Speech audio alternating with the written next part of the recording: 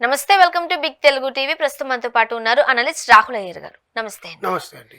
గోరంట్ల మాధవ్ గారు, ఆయన వర్షన్ వింటుంటుంటే అరే ఇదా జరిగిందా అని అయితే అనిపిస్తోంది. నన్ను కొట్టారు పోలీసులు అంటున్నారు. ఓకే, సో కొన్ని ఆరోపణలు ఆయన చేస్తూ ఉన్నారు. మీకేమనిపిస్తుంది? ఎవరి వర్షన్ కరెక్ట్ అనిపిస్తుంది? పోలీసులదా, మాధవ్ గారిదా? అంటే రెచ్చిపోయి మన పార్టీ వాళ్ళ నాయకుడి భార్యని అన్నారు అన్న ఉక్రోషం అందరికీ ఉంటుందండి. జగన్మోహన్ రెడ్డి గారికి లేదా భార్యని అన్నాడని? ఉంటది. అదే జనరల్గా చెప్తున్నా, నువ్వెంత పార్టీ నాయకుడు మాజీ పార్లమెంట్ సభ్యుడు అయినా కూడా నీకంటూ హుందా తన మీద ఉండాలి. ప్రెస్ మీట్ పెట్టి మాట్లాడు. వాడిని తిట్టాలనుకుంటే ప్రెస్ మీట్ పెట్టి తిట్టచ్చు. చంద్రబాబు నాయుడు గారు, నారా లోకేష్ గారు, జనసేన పార్టీ వీళ్ళందరూ కలిసి దాని మీద యాక్షన్ తీసుకొని వాడిని సస్పెండ్ చేసి అరెస్ట్ చేసి పంపించారు.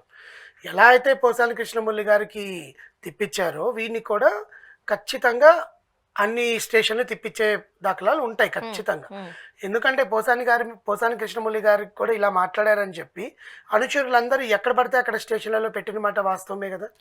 అందుకని ఆయన అన్ని స్టేషన్లు ఆల్మోస్ట్ 18-19 కేసులు తిరిగాడుగా. ఇప్పుడు ఈయన కూడా మొత్తం అనుచరులందరూ కూడా భారతి గారిని ఇలా అన్నారు, భారతి గారిని ఇలా అన్నారు అని ఈయన కూడా పెడతారు, ఈయన కూడా తిప్పుతారు. వీడికి ముందు సెన్స్ లేదు. మనం ఎవరి కడుపున పుట్టాము? తల్లి కడుపునే పుట్టాం కదా. ఒక ఆడపిల్లని అనొచ్చా, అమ్మని అనొచ్చా? ఇప్పుడు అందరూ వైఎస్ఆర్సీపీలో భారతమ్మ అంటారు, అనాలి కూడా జనరల్ గా.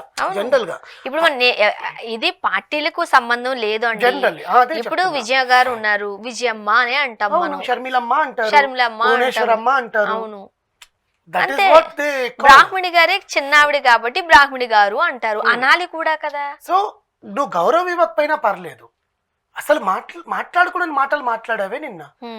మొగతనం లేదన్నాయో జగన్మోహన్ రెడ్డి గారిని. అవినాష్ రెడ్డి గారితో నువ్వు పడుకున్నావు, అందుకే వాళ్ళతో పాటు పిల్లలు పుట్టారు. 3 గంటలప్పుడు నువ్వు ఎందుకు ఫోన్లు చేస్తావు? అవినాష్ ఆమె ఫోన్లోకి వెళ్ళి నీ చెక్ చేశాడా?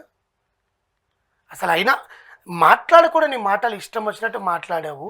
కడుపుకి నువ్వు అన్నం తింటున్నావు, గడ్డి తింటున్నావు, ఇంతవరకు ఎవరికీ తెలియదు. మీ అమ్మగారు సరే నువ్వు వెళ్ళిపోయావు, ఇప్పుడు జైలు తీసుకోపోయావు. నీ ఇంట్లో నీ కుటుంబాన్ని ఎవరైనా వచ్చి ఏమైనా చేస్తే ఎవరు బాధ్యులు?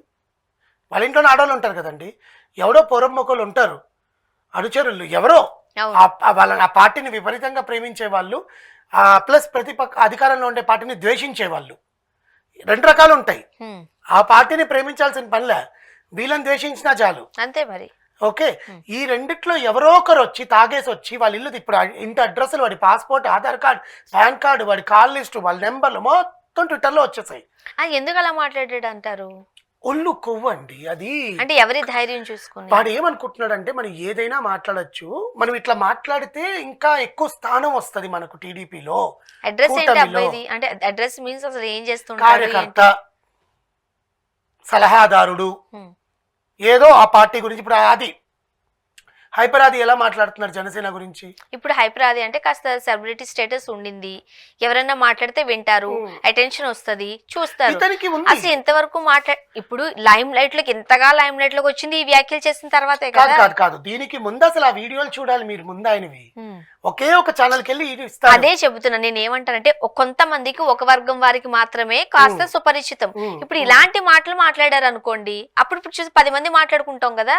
నేను అదే అంటున్నాను, అంతకు ముందు మాటలు కూడా మాట్లాడాడు, చాలా మంది మాట్లాడుకున్నారు కూడా దీని గురించి. వీడేంద్ర ఇట్లా మాట్లాడుతున్నాడు, ఇంక్లూడింగ్ టీడీపీ కూటమి గవర్నమెంట్ కూడా మాట్లాడుకుంది వీడి గురించి.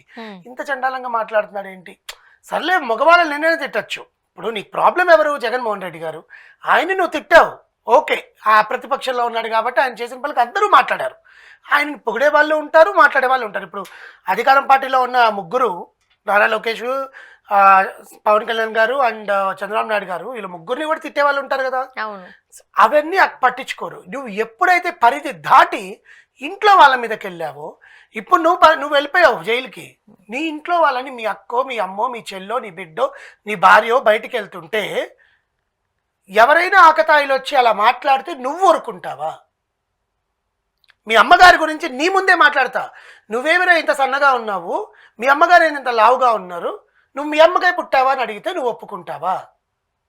తప్పు వాళ్ళు మాట్లాడారని మాట్లాడద్దు. No, it's not, I'm not telling that అతనికి చెప్తున్నా ఇట్లా నిన్న కూడా అదే అన్నా, నేను అడుగుతావా అని. అన్నిటికన్నా ముఖ్యమైన దారుణమే నేను తెలుసు, ఇలాంటి వాళ్ళని తీసుకొచ్చి మాట్లాడుతుంటే ఖండించకుండా ఉంటారు చూడండి అవతల అది person. ఇబ్బందికరమైన పరిస్థితి. ఇప్పుడు మీరు ఇప్పుడు నేను మాట్లాడుతుంటే ఒక రకంగా ఖండించారు, అది తప్పండి మనం మాట్లాడకూడదు అని. అవును.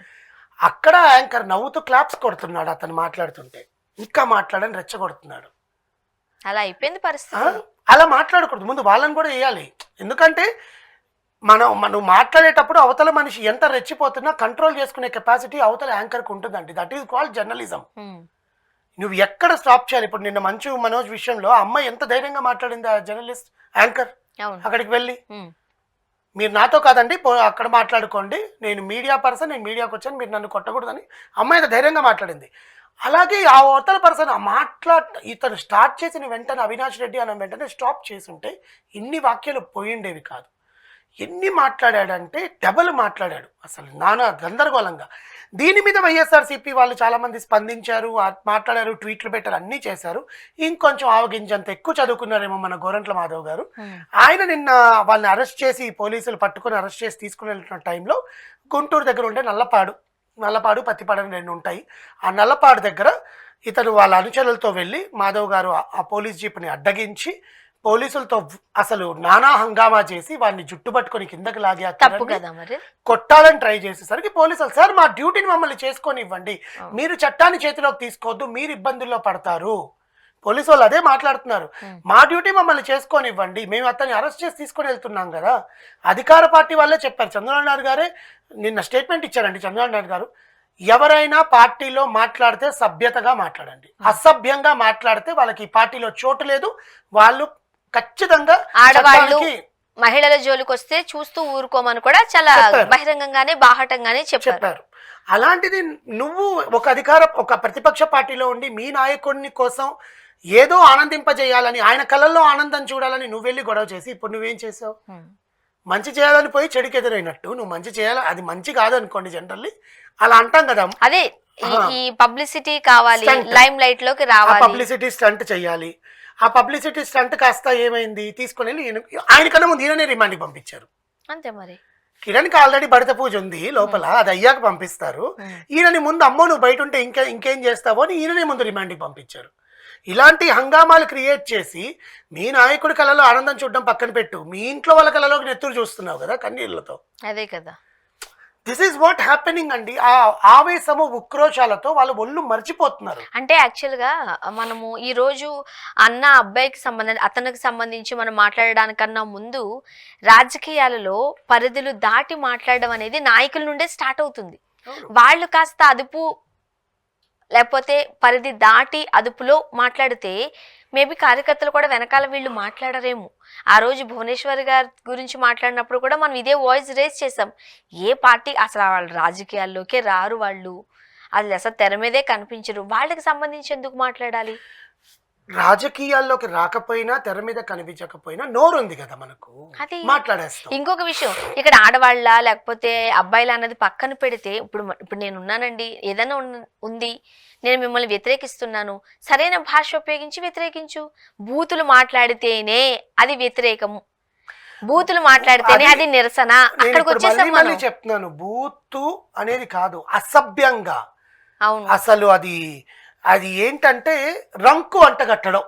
ఇంకా చెప్పండి, మీడియాలో మనం ఈ వర్డ్ కూడా వాడకూడదు. అదే అలాంటి అక్రమ సంబంధాలు అంటగట్టడం అలవాటు అయిపోయింది అనమాట. అలా కట్టేస్తే వీళ్ళు లైమ్ లైట్ లోకి వచ్చేస్తారు. వీళ్ళు లైమ్ లైట్ లోకి రాగానే అవతల పార్టీ వాళ్ళు ఈయనకి మెల్లో ఒక పూల దండేసి షాల్వా కప్పి సన్మానం చేస్తారు అనుకుంటారు. కానీ అవతల పక్కన వాళ్ళు కూడా మనుషులే అని మాత్రం మర్చిపోతున్నారు వీళ్ళు. వాళ్ళు ఏ పొజిషన్ లో ఉన్నా కూడా మనం పుట్టింది బతుకుతున్నది హిందూ దేశంలో, ఇండియాలో. అవతల దేశంలో వావి వరసలు ఏం ఉండవేమో, ఇక్కడ ఉంటాయి. ఎక్కడైతే స్త్రీ గౌరవింపబడుతుందో అక్కడే మనకు ఖచ్చితంగా సభ్య సమాజంలో